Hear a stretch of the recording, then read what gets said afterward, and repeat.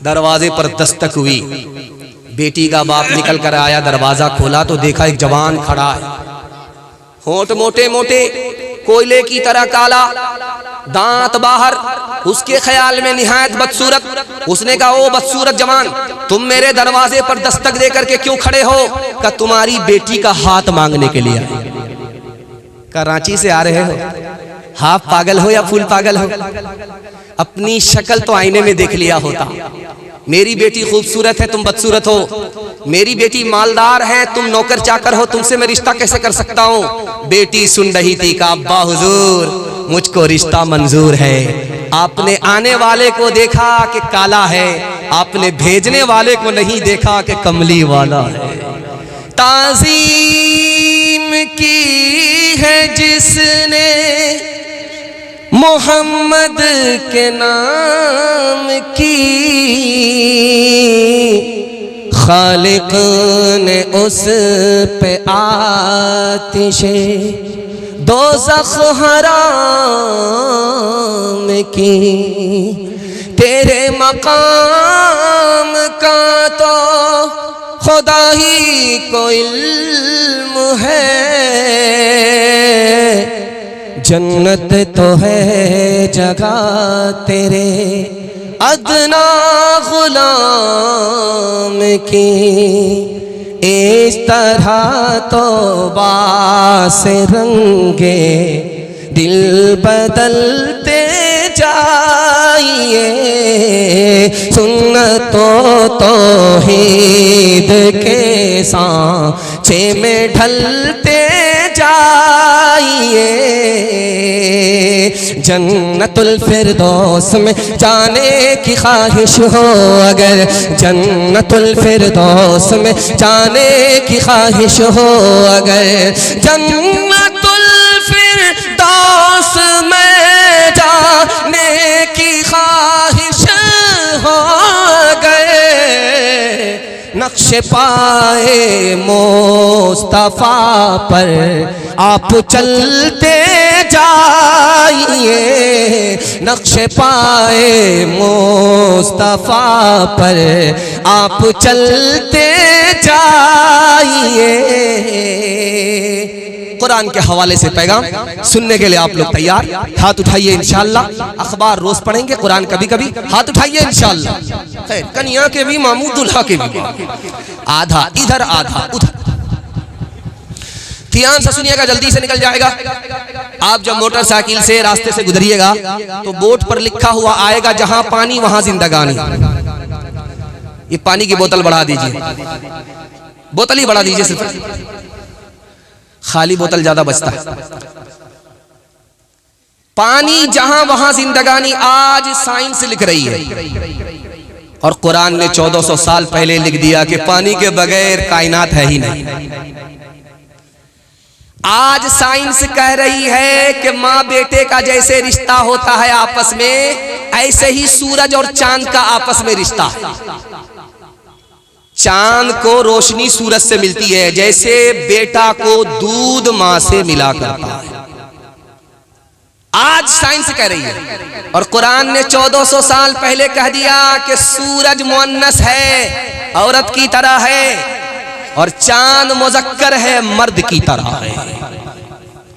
Science आज कह रही है कि इंसान का सेंटर पॉइंट क्या है? हाथ नहीं, पेट नहीं, कलेजा नहीं, पांव नहीं। सेंटर पॉइंट आज साइंस कह रही है ये पेशानी है। पेशानी इंसान का सेंटर पॉइंट आज साइंस कह रही है। और कुरान ने 1400 साल पहले कह दिया कि सजदा कहाँ होता है? पेशानी से होता है। जब पेशानी जमीन से टिकता है, खुदा का बंदा खुदा तक पहुंच जाता है। अच्छा, दुनिया की कोई मशीन, दुनिया का कोई आलिम, कोई झाड़ फूक करने वाला, कोई ओझा आपको ये नहीं बता सकता कि आपकी दुआ कबूल होती है कि नहीं, आपका दिल जिंदा है कि मुर्दा है, खुदा से आपका ताल्लुक है कि नहीं, कोई नहीं बता सकता। लेकिन दुनिया की एक चीज आज भी दुनिया में मौजूद है जो ये बता देगी कि आपका दिल जिंदा है या मुर्दा, आपकी दुआ कबूल होती है कि नहीं, खुदा से आपका ताल्लुक है कि नहीं। वो एक ही चीज है जो हमारे घर के अंदर है, कुरान। कुरान ही इस मसले का हल कर सकता है कि आपके दिल के अंदर कुरान तो दिल जिंदा, दिल से कुरान निकला दिल मुर्दा। कुरान पर अमल तो दुआ कबूल, कुरान पर अमल नहीं दुआ कबूल नहीं। कुरान से ताल्लुक तो अल्लाह से ताल्लुक, कुरान से ताल्लुक नहीं तो अल्लाह से कोई ताल्लुक। और एक आखिरी बात आपके सामने रख करके इस पैगाम को खत्म कर रहा हूं।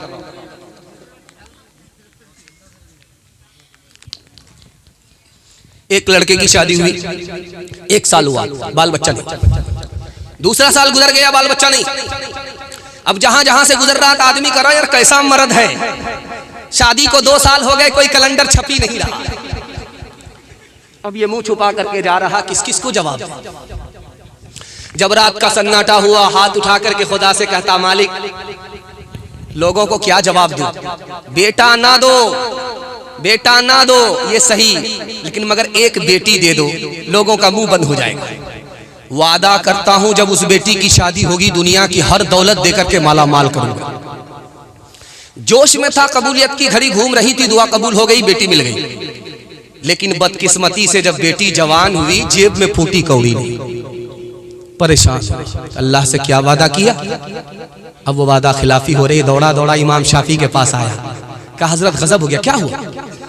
फूटी कौड़ी जेब में नहीं है, बेटी की शादी अल्लाह से वादा किया था। अगर अल्लाह का बंदा सबसे बड़ी दौलत तुम्हारे पास है, तू क्या कहता है कि फूटी कौड़ी नहीं।